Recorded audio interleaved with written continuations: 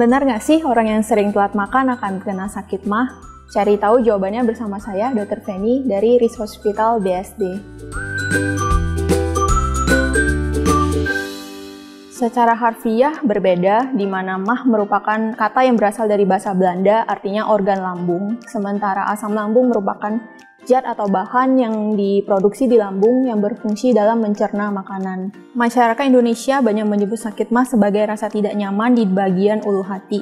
Rasa tidak nyaman seperti rasa perih, panas, kembung, mual, bahkan sampai muntah. Untuk penyebab sakit mah sendiri ada beberapa macam penyebab, bisa disebabkan karena pola makan tidak teratur, jenis makanan minuman yang dikonsumsi, misalnya makanan yang terlalu pedas, asam, terlalu berminyak, minuman berkafein seperti kopi, beralkohol maupun bersoda. Selain faktor makanan dan minuman, ada beberapa faktor lagi yang bisa menyebabkan terjadinya sakit mah. Misalnya, stres berlebihan, berat badan berlebih, merokok, kondisi medis seperti adanya peradangan di saluran cerna atau lambung, luka lambung, kemudian sembarangan mengkonsumsi obat anti nyeri, antibiotik, anti radang juga bisa menyebabkan terjadinya sakit mah.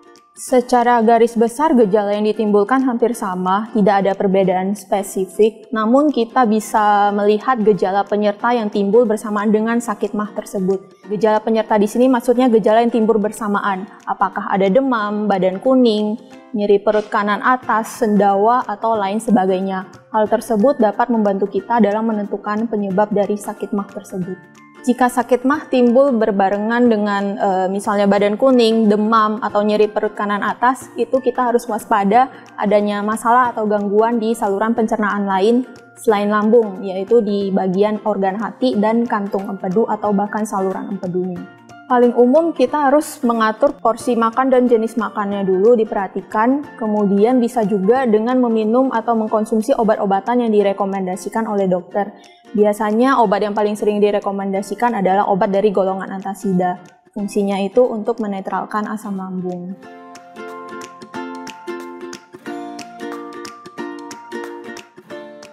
Biasanya karena kebiasaan atau gaya hidup dari pasien sendiri, yaitu porsi makan tidak dijaga, jenis makanan juga asal-asalan, misalnya terlalu asam atau terlalu pedas. Kemudian mungkin juga ada penyebab lain seperti kondisi medis atau penyakit yang belum diketahui. Untuk itu kita harus mencari tahu penyebab pasti dari timbulnya sakit mah berulang tersebut. Dikatakan sembuh total sepertinya kurang tepat. Yang lebih tepat mungkin kita bilang kita kontrol supaya keluhannya tidak kambuh-kambuhan. Cara mengontrolnya bagaimana? Yaitu dengan menghindari hal-hal yang bisa memicu peningkatan produksi dari asam lambung. Membiarkan lambung dalam kondisi waktu yang relatif lama akan terjadi peningkatan produksi dari asam lambung. Peningkatan produksi asam lambung tentunya akan dirasakan sebagai nyeri ulu hati atau nyeri perut pada pasien. Memperhatikan gaya hidup yang paling utama itu adalah porsi makan dan jenis makanan minuman yang dikonsumsi. Kemudian kelola stres, karena stres dapat memicu peningkatan produksi dari asam lambung juga. Selain itu, jangan merokok, pertahankan berat badan ideal, istirahat cukup, dan jangan sembarangan mengkonsumsi obat-obatan seperti obat anti nyeri maupun anti radang. Bila memiliki riwayat sakit mah, apalagi yang sering kambuh, dianjurkan untuk tidak sembarangan mengkonsumsi obat yang dijual bebas. Konsultasikan dulu ke dokter Anda untuk mendapatkan pengobatan yang lebih sesuai. Jadi begitu ya geng sehat, pengetahuan mengenai sakit mah kali ini. Usahakan menjaga gaya hidup dan pola makan teratur.